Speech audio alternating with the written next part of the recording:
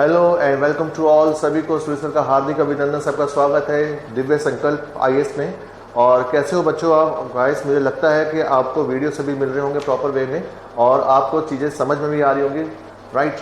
और हमने जो पिछली क्लासेस में डिस्कस किया था, बहुत ही इंपॉर्टेंट टॉपिक डिस्कस किए थे और आज हम एक और इम्पॉर्टेंट टॉपिक लेकर आए एग्जामिनेशन पॉइंट ऑफ व्यू से, बहुत ही ज़्यादा इंपॉर्टेंट है और वो है डाइवर्सिटी के बारे में। तो डाइवर्सिटी इन ऑर्गेनिजम्स यानी जीवों में विविधता के बारे में डिस्कस करेंगे और जिसके अंदर हम टेक्सोनोमी के बारे में भी बात करेंगे कि टेक्सोनोमी क्या चीज़ है और कैसे इन चीज़ों को हम समझें और इस पैटर्न को भी देखेंगे। तो बहुत ही इंपॉर्टेंट टॉपिक रहने वाला है ये सेशन, तो अच्छे से इसको समझिएगा, अच्छे से इनको सेशन को लाइक कीजिएगा और चीज़ों को बहुत ही नट शट में हम डिस्कस करने वाले हैं इस टॉपिक में। और ये सब यूपीएससी और बीपीएससी पर्पस के लिए बहुत ही इंपॉर्टेंट टॉपिक है, जितने पीसीएस एग्जाम से सबको कवर करता हो जाएगा। तो हम अब जो डिस्कस कर रहे हैं वो है टेक्सोनोमी से जुड़ा हुआ कंसेप्ट डाइवर्सिटी, जो हमारा टॉपिक है उससे रहेगा, जिसके अंदर हम टेक्सोनोमी के बारे में अध्ययन करेंगे। So let us start. हम जो शुरू करने जा रहे हैं, now we are starting the same concept.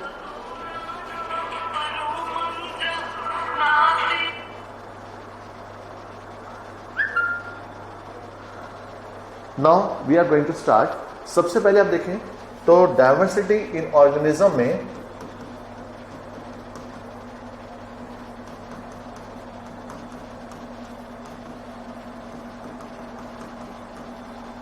जिसमें जीवों में विविधता हम समझेंगे, इसके अंतर्गत हम डिस्कस करने वाले हैं टेक्सोनोमी। टेक्सोनोमी यानी जिसको हम वर्गीकी का नाम देते हैं, तो टेक्सोनोमी या वर्गीकी के बारे में हम इसमें समझेंगे, राइट। अब टेक्सोनोमी या वर्गीकी होती क्या है, एक बार इस पैटर्न को देखें। देखिए टेक्सोनोमी ये it's a branch of science which deals with the it is a branch of science deals with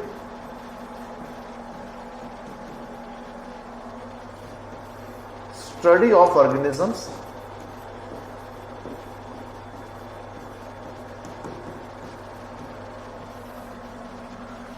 classification of organisms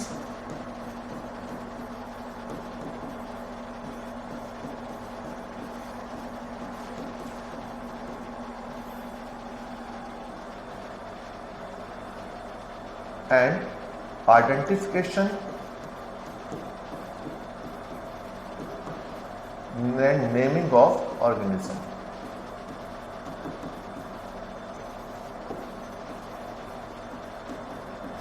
तो विज्ञान की यह शाखा जिसमें जीवों का अध्ययन किया जाता है,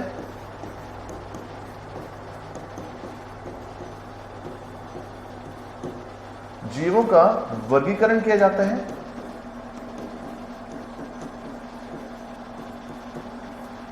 और जीवों की पहचान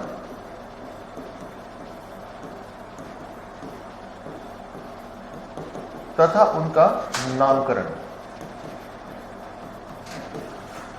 तो कुल मिलाकर विज्ञान की वह शाखा जिसमें हम जीवों का अध्ययन करते हैं, जीवों की पहचान करते हैं, जीवों का हम साइंटिफिक नेम का कंसेप्ट दिया जाता है और साथ ही साथ हम उनका वर्गीकरण भी कर देते हैं, उन सबको हम टेक्सोनोमी के अंतर्गत पढ़ते हैं। तो taxonomy again is a very important question for examination point of view से कि टेक्सोनोमी या वर्गीकी क्या है। तो वर्गीकी विज्ञान की वह शाखा जिसमें हम जीवों का अध्ययन करते हैं, जीवों की पहचान करते हैं, जीवों का नामकरण भी किया जाता है, साइंटिफिक नेम जिसके अंतर्गत आते हैं, और उनका साथ ही साथ वर्गीकरण भी कर देते हैं। ये सब चीजों को हम टेक्सोनोमी के अंतर्गत पढ़ेंगे, ठीक है। सो टेक्सोनोमी इंपॉर्टेंट कंसेप्ट है। अब बात आती है कि टेक्सोनोमी का कंसेप्ट दिया किसने था, who was a person who gives a idea about the taxonomy. तो अगेन आपको थोड़ा याद रखना पड़ेगा, इसका जो कंसेप्ट था वो कैरोलस लीनियस के द्वारा दिया गया था। Carolus Linnaeus. Carolus Linnaeus, he is known as a father of taxonomy। और ये क्वेश्चन अगेन इज बहुत इंपॉर्टेंट है, फादर ऑफ टेक्सोनोमी, वर्गीकी का जन्मदाता, वर्गीकी का जन्मदाता कैरोलस लीनियस। तो this is again important question जो एग्जाम में नेशन पॉइंट ऑफ व्यू से बहुत इंपॉर्टेंट है कि वर्गीकी का आइडिया किसने दिया था, वो कैरोलस लीनियस था। कैरोलस लीनियस ने सबसे पहले विज्ञान के अंदर टेक्सोनोमी को इंट्रोड्यूस किया था और टेक्सोनोमी के अंदर उसे क्या बताया, टेक्सोनोमी से कहा कि इसके अंदर जितने भी जीव है, जीव का मतलब हम बात करेंगे कि दैट मीन्स चाहे वो प्लांट्स हो चाहे वो एनिमल्स हो, क्योंकि कैरोलस लीनियस का एक और कॉन्ट्रीब्यूशन है, कैरोलस लीनियस का एक और कॉन्ट्रीब्यूशन है जो कैरोलस लीनियस था। Carolus Linnaeus proposed two kingdom classification, two kingdom classification, यानी इसने दो जगत प्रणाली के बारे में आइडिया दिया,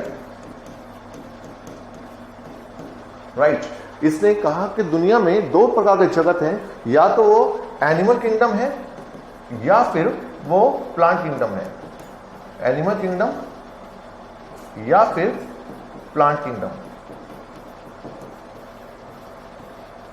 ठीक है, जंतु जगत या फिर पादप जगत। तो यहां क्वेश्चन जो जनरेट हुआ, क्वेश्चन एक और जनरेट हुआ कि टू किंगडम का आइडिया किसे दिया, who gives a two kingdom classification. So do remember two kingdom classification का जो कंसेप्ट था वो भी कैरोलस लीनियस के द्वारा दिया गया। उसने कहा कि दुनिया में बेसिकली दो तरह के जीव हैं, या तो वो एनिमल्स हैं या फिर वो प्लांट्स हैं, क्योंकि उस समय उतना विज्ञान के इतना नहीं था कि माइक्रोस्कोप का उसको वो आइडिया कर पाया कि और भी अन्य जीवों के बारे में आइडिया दे पाता। लेकिन उसने कहा जो उसको दिखाई दिए कि दुनिया में या तो पेड़ पौधे हैं या फिर प्लांट्स हैं, तो यहां से टू किंगडम का कंसेप्ट शुरू हुआ। इसके अलावा उसने एक और इंपॉर्टेंट कंसेप्ट दिया था, वो था बाइनोमियल नोमेनक्लेचर, यानी ही आल्सो प्रपोज्ड बाइनोमियल नोमेनक्लेचर,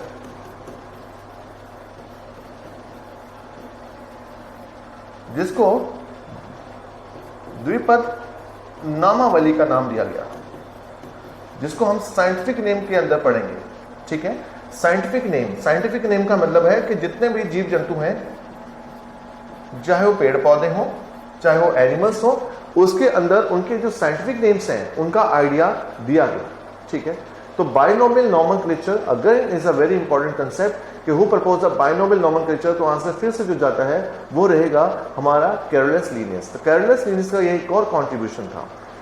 उसने एक चीज दी, उसने कहा कि जो बाइनोमियल नोमेनक्लेचर होगा, यानी कि जीवों का नाम रखा जाएगा जो वैज्ञानिक नाम, क्योंकि आप सब जानते हैं क्योंकि हर एक देश की अपनी भाषा है, हर एक व्यक्ति यानी अपने अपनी लैंग्वेज के अंदर ही, अपनी मदर टंग के अंदर किसी चीज के, जैसे हमारे यहाँ पे बोल देते शेर बोल देते हैं, ठीक है, किसी जगह अंग्रेज तो टाइगर बोल देते हैं। तो अब यहाँ पे देश से कंफ्यूजन, क्योंकि हर एक अपने अलग अलग लैंग्वेज यूज करेगा, तो जब इनके वैज्ञानिक कॉन्फ्रेंसेस होती हैं तो they have a lots of confusion कि वो किस एनिमल किस प्लांट के बारे में बात करें।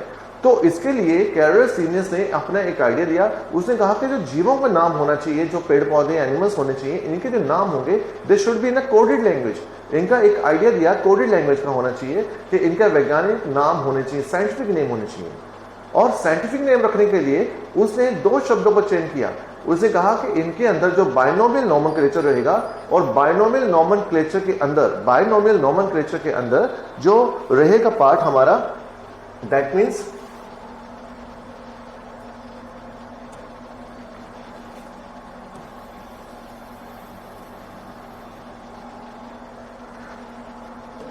जैसे बाइनोमियल नोमेनक्लेचर जो होगा,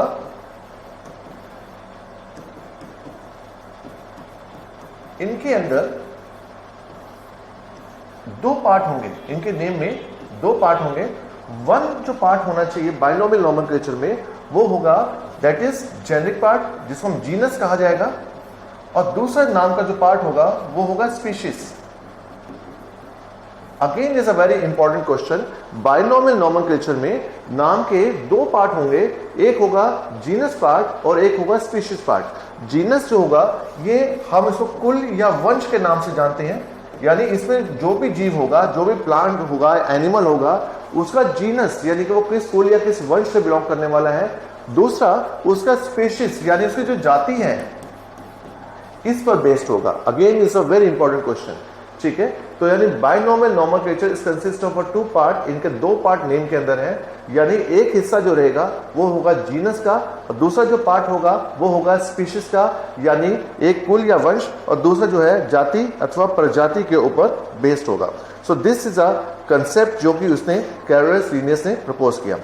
ठीक है, अब इसके बाद हम एक और कंसेप्ट से इसी को आगे हम बढ़ते हैं कि टेक्सोनोमी की जब उसने शुरुआत कर दी, तो टेक्सोनोमी के अंतर्गत हम जो जीवों का वर्गीकरण करते हैं वो किस फॉर्म में रहेगा, एक बार हम इस पैटर्न को भी समझेंगे। ठीक है,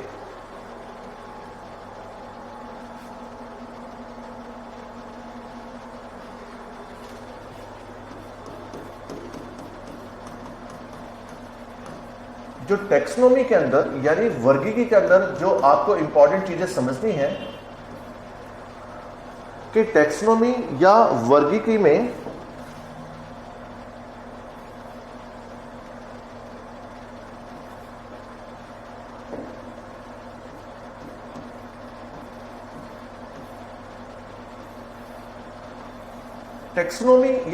के अंदर जो नेम दिए जाएंगे जीवों के, और उसको हम कैसे वर्गीकृत करें, ठीक है, हायरार्की कैसी बनेगी, यानी टॉप से बॉटम तक हमें जीवों के बारे में उसकी पूरी डिटेल्स अगर हमें चाहिए तो हम उसको वर्गीकरण में कैसे बांटेंगे, इसको कंसेप्ट को समझते हैं। देखिए, सबसे पहले हम इसके अंदर जो वर्गीकरण लेते हैं, पहला जो आता है किंगडम। ठीक है, किंगडम के बाद हम जो लेंगे इसका फाइलम आएगा, यानी सबसे टॉप मोस्ट में किंगडम, देन फिर फाइलम, और फाइलम के बाद जो नेक्स्ट रहेगा वो है सब फाइलम,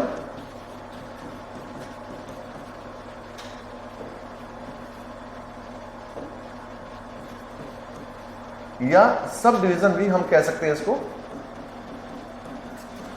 ठीक है, और सब डिवीजन या सब फाइलम के बाद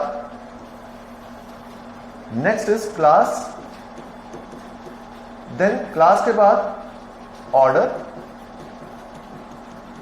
देन ऑर्डर के बाद फैमिली, देन फैमिली के बाद जीनस, देन जीनस के बाद species.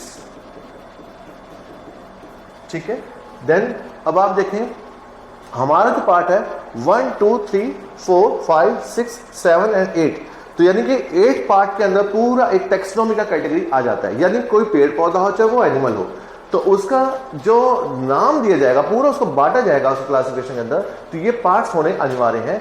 This is a important thing जो आपको माइंड में रखनी है। बहुत से एग्जाम्स में कई बार होता है क्वेश्चन जो दिया जाता है गाइस, वो उसमें अरेंजमेंट का आता है कि कैसे हम अरेंज करेंगे टेक्सोनोमी के अंतर्गत, और इनकी हायरार्की क्या है। It should be in sequence में लगाया जाता है। तो आपको याद रखना पड़ेगा, पहले किंगडम से शुरू होगा, किंगडम देन फाइलम फिर सब फाइलम, ऐसे कैटेगरी में जाएगा। तो ये जो सीक्वेंस है इसको अपने माइंड में रखिएगा, बहुत ही इंपॉर्टेंट क्राइटेरिया रहेगा ये। तो अगर हम मान के चले हम मानव की बात करते हैं, मैन की, और मैन को अगर हमने इसके अकॉर्डिंग चले, टेक्सोनोमी के अकॉर्डिंग चले, तो मैन जो है किंगडम, मैन का क्या रहेगा, that is man means human being. ठीक है, हम मानव के बारे में बात करें, अगर ह्यूमन बीइंग को हम इसमें कैटेगराइज करें तो कैसे रहेगा। किंगडम क्या आएगा, एनिमेलिया। आपको मालूम है जो जितने भी जीव जंतु हैं, क्योंकि मानव एनिमल्स की कैटेगरी में, आप ये मत सोचिएगा कि हम मानव है तो हम जानवर हैं, हम जानवरों के ही किंगडम में आएंगे। ठीक है, हमारा किंगडम यानी कि जो जैसे कहते हैं किंगडम, साम्राज्य से कहते हैं, वो हमारा एनिमल्स के अंदर है। ठीक है, जैसे गधा घोड़ा कुत्ता आते हैं उसी कैटेगरी के अंदर ही मानव जा रहा है। ठीक है, बहुत ही हास्यास्पद आपको लग रहा होगा, लेकिन ये ध्यान दीजिएगा, ये इंपॉर्टेंट चीज आपको समझनी है, क्योंकि मानव पेड़ पौधा तो है नहीं, तो हम क्या है, एनिमल्स कैटेगरी में आएगा। तो पहला एनिमेलिया, किंगडम हमारा एनिमेलिया हो गया। फाइलम की अगर बात करते हैं, अब फाइलम हमारा क्या होगा, तो फाइलम जो रहेगा हमारा, दिस इज कॉर्डेटा। ठीक है, तो देन हमारा जो फाइलम है वो कॉर्डेटा हो गया। देन सब फाइलम या सब डिवीजन की हम बात करें तो दैट मीन्स वर्टिब्रेटा। क्लास जो रहेगी हमारी class, it is a Mammalia. जिसको हम स्तनधारी भी कहते हैं। Order is Primata, then family it is Hominidae. Hominidae ये हमारी फैमिली आ जाती है मानव की। जीनस होमो में, एंड स्पीशीज जो रहेगी हमारी सेपियंस। तो आप समझें कि वो मानव का साइंटिफिक नेम जो रहेगा ह्यूमन बीइंग, आप सब जानते हैं ह्यूमन बीइंग का वैज्ञानिक नाम हम इसको होमो सेपियंस कहते हैं। होमो सेपियंस। होमो सेपियंस के अंदर जो होमो पार्ट है ये जीनस को इंडिकेट करता है। आप देखें जीनस यानी कुल या वंश। अब मानव चाहे अमेरिकन हो, चाहे वो रशियन हो, चाहे वो नीग्रो हो, चाहे वो भारतीय हो, जितने भी मानव हैं वो सभी के सभी जीनस उन सबका होमो है। ठीक है, वो होमो में आएंगे, लेकिन जो उनकी जाति है वो सेपियंस कैटेगरीज में रहेगी। तो वंश और सेपियंस हमारा क्या आ जाता है, ये जाति कैटेगरीज में। ठीक है, and do remember one thing, आपको एक चीज को ध्यान देना है। वो ध्यान क्या देना है अपनी चीजों को, वो ध्यान ये देना है कि जब भी आप साइंटिफिक नेम लिखेंगे, जब भी हम साइंटिफिक नेम लिखेंगे, the scientific name should be the underline. ये वैज्ञानिक नाम जो भी होगा, चाहे एनिमल्स का डालें, प्लांट्स का डालें, वो हमेशा अंडरलाइन किया जाएगा। ठीक है, पहले तो होगा बाइनोमियल नोमेनक्लेचर जो हमें बताया। बाइनोमियल में एक पार्ट क्या रहेगा जीनस का, दूसरा पार्ट क्या रहेगा हमारा स्पीशीज का। तो हमने होमो क्या होगा जीनस, और सेपियंस का हो गया हमारा स्पीशीज हो गया। तो पहला तो ये होगा बाइनोमियल, यानी कि it is totally based on linear classification, उसके ऊपर बेस्ड हो बाइनोमियल हो गया, एक चीज ये। दूसरा, इसके अंदर आपको ये ध्यान देना है कि जो जीनस है वो सभी का कॉमन रहेगा, और सेपियंस यानी जाति में चेंजेस आ सकती है। तो सेपियंस अलग पार्ट है, यानी कि जाति से बारे में इंडिकेट करता है, और आपका होमो जो है वो जीनस पार्ट से। एक चीज और हमने बताया कि इनका नाम अंडरलाइन होना चाहिए। दूसरी चीज आपको ध्यान देनी है, इफ इट इज न इटैलिक्स, यानी कई बार जो होता है अगर वैज्ञानिक नाम इटैलिक्स में, इटैलिक्स का समझ से आप थोड़ा सा जो कर्सिव राइटिंग में होता है थोड़ा टेढ़ा सा करके लिखा जाता है, इटैलिक्स लैंग्वेज में अगर है तो आपको अंडरलाइन की जरूरत नहीं है। ठीक है, उस केस में अंडरलाइन आप नहीं भी करें, देयर इज नो इशू, तो उस केस में नहीं है। लेकिन अगर आप नॉर्मल वर्ड्स में इसको लिखा है, then word should be properly underline. अब बहुत सी बार एग्जाम में क्वेश्चन दिया जाता है, उसमें नाम आपको दे दिया, वैज्ञानिक नाम किसी एनिमल का बोल दिया, और आपने नाम आपको उसको पता भी था, और वहां पे क्या करते हैं एग्जामिनर आपसे गेम खेलता है, वो 2 बार नाम लिख देगा। एक बार तो नाम होगा जो कि विदाउट, अगर सिंपल वर्ड्स में लिखा है तो वो विदाउट अंडरलाइन होगा, और एक में लिख देगा वो अंडरलाइन के साथ। अब आप कंफ्यूज हो जाएंगे एक ही नाम 2 बार क्यों आ गया। आपको यहाँ समझना है, वो आपसे रूल्स फाइंड आउट करना चाहता है एग्जामिनर कि आपको रूल्स पता है या नहीं है। तो रूल्स ये कहता है कि आपको अगर अंडरलाइन वर्ड है तो उसका प्रॉपरली अंडरलाइन होना चाहिए अगर वर्ड्स में लिखा है, लेकिन अगर इटैलिक्स में लिखा है तो उसको अंडरलाइन की जरूरत नहीं है। तो ये चीजें आपकी। दूसरी चीज, आपका जो जीनस का first alphabet it should be capital. आप देख रहे हैं जो जीनस का पहला अल्फाबेट है वो कैपिटल है, और स्पीशीज का पहला अल्फाबेट यानी उससे आगे जो रहेगा सब कॉन्टिन्यू रहेगा, छोटी यानी स्मॉल अल्फाबेट्स में रहेगा, लेकिन जीनस का आपका पहला अल्फाबेट कैपिटल होना चाहिए। ये सेकंड रूल है। तो इन चीज़ों को आपको ध्यान देना है। वैज्ञानिक नाम कई बार हमें याद रखने हैं, इंपॉर्टेंट चीज़ों के वो याद इंपॉर्टेंट होने चाहिए आपको, लेकिन रूल्स भी साथ ही आपको पता भी होने चाहिए। तो गाइस ये बहुत ही इंपॉर्टेंट चीज़ है जो आपको माइंड में डालनी है। अब आप देखें इसी बेसिस पर अब बहुत बार क्वेश्चन जो आता है वो क्वेश्चन क्या आता है कि what is a unit of taxonomy. आप यूनिट ऑफ टेक्सोनॉमी का पूछते हैं तो आप देख सकते हैं कि जो स्पीशीज है ये स्मॉलेस्ट पार्ट यानी सबसे लास्ट में स्पीशीज आपको लिखा हुआ है। ठीक है, सबसे लास्ट में स्पीशीज है, यानी तो species is a unit of taxonomy. ये क्वेश्चन भी आपका इंपॉर्टेंट है, इज यूनिट ऑफ टेक्सोनॉमी।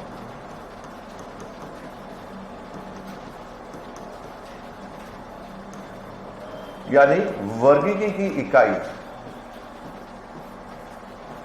वर्गीकी की इकाई क्या होती है, वो हमारे पास जाति यानी स्पीशीज है। तो ये क्वेश्चन भी आपके लिए इंपॉर्टेंट जाएगा।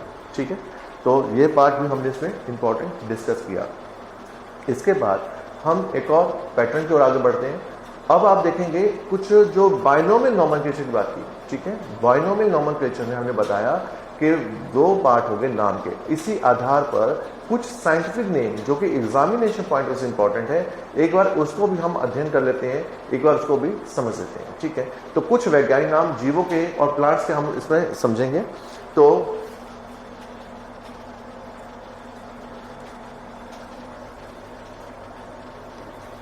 Important scientific name.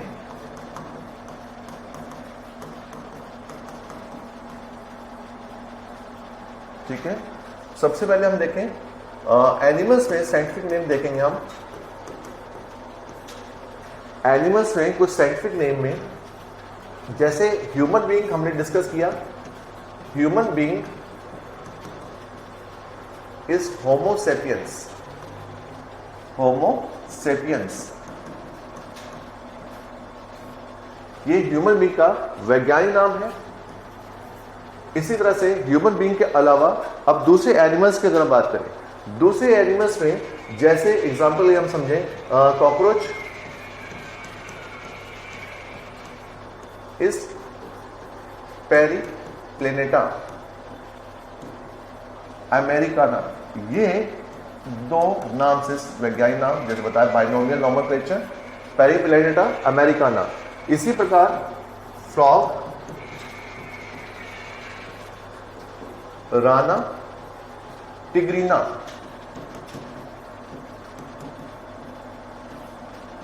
इसी प्रकार tiger, again is important name. Tiger को साइंटिफिक नेम में Panthera tigris.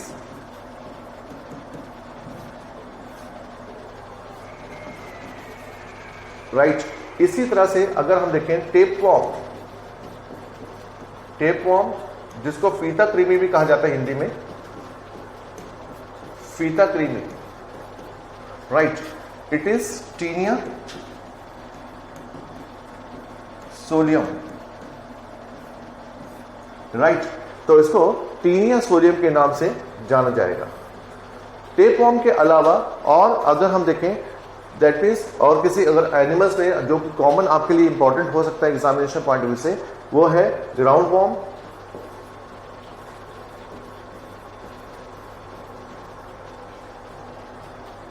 This is Ascaris lumbricoides. Again is important. Right, ground worm जिसे हम गोल्ड क्रीमी भी कहते हैं। ठीक है, ऐसे ही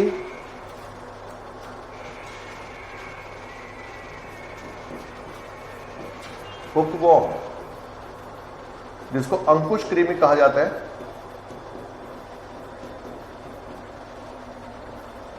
एंकाइलोस्टोमा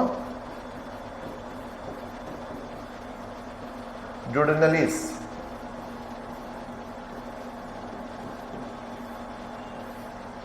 ऐसा ही लीवर फ्लूक, लीवर फ्लूक, इसके लिए फेशियोला हेपेटिका, ये इसका वैज्ञानिक नाम हुआ। Fasciola hepatica for liver fluke के लिए ये इसका वैज्ञानिक नाम है। ठीक है, ये आपको मालूम होगा जो भेड़ होती है उसके लीवर से ये कृमि अटैच होते हैं। राइट, और ये it's a kind of endoparasite, यानी कि जो लीवर किसी तालाब का पानी पीती है, यानी कि अगर आपने देखा होगा गोट वगैरह या जो होती हैं शीप होती है, ये तालाब का पानी पीते हैं, तो ये वॉर्म जो होता है इसके उनके बॉडी में एंटर कर जाएगा और उनके लीवर से चिपक जाता है और उनका जो है एंडोपैरासाइट के रूप में वहां पे रहता है और उनसे अपना फूड ग्रहण करता रहता है। तो ये इसका लीवर फ्लूक से जुड़ा हुआ कंसेप्ट है। ऐसे ही अगर हम देखें अर्थवॉर्म जिसको हम केंचुआ कहते हैं, अर्थवॉर्म केंचुआ। राइट, वैज्ञानिक नाम है इसका फेरेटिमा, फेरेटिमा पोस्थुमा। राइट, फेरेटिमा पोस्थुमा के नाम से अर्थवॉर्म को हम जानते हैं। तो फेरेटिमा पोस्थुमा ये अर्थवॉर्म का वैज्ञानिक नाम है। राइट, तो this question is again very important कि अर्थवॉर्म का वैज्ञानिक नाम क्या रहेगा, तो फेरेटिमा पोस्थुमा के नाम से इसको जाना जाएगा। तो ये भी इससे जुड़ा हुआ क्वेश्चन है जो कि काफ़ी बार एग्जाम्स में दिया जाता है। राइट, एंड इसी तरह से dengue mosquito,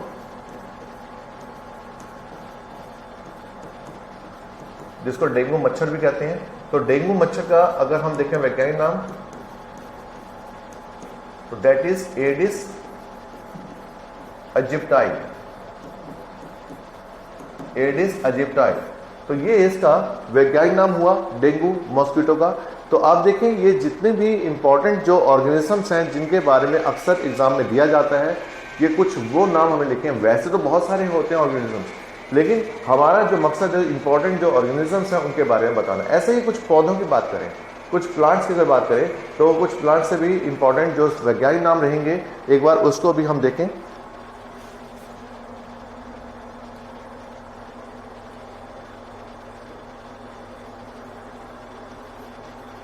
important scientific name,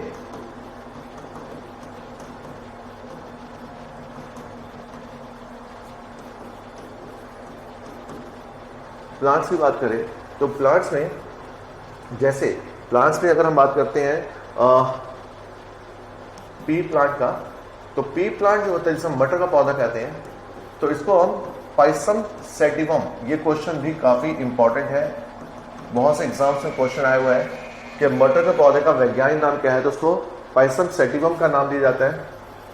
onion, प्याज जिसे कहा जाता है, प्याज के लिए एलियम सिपा, ये इसका वैज्ञानिक नाम रहेगा। इसी प्रकार मस्टर्ड जिसे सरसों कहते हैं, इसको ब्रेसिका कंपेस्ट्रिस,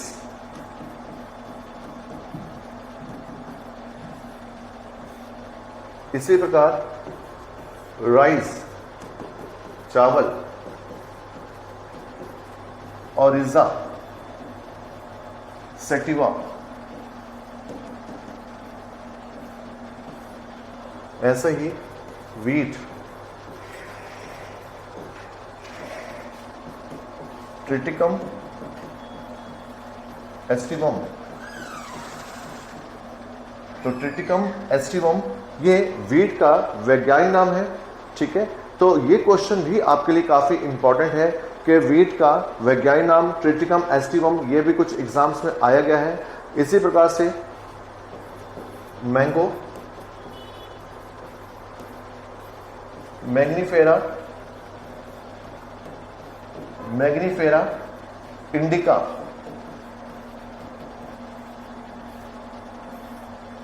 ठीक है। तो मैग्नीफेरा इंडिका ये मैंगो का वैज्ञानिक नाम है।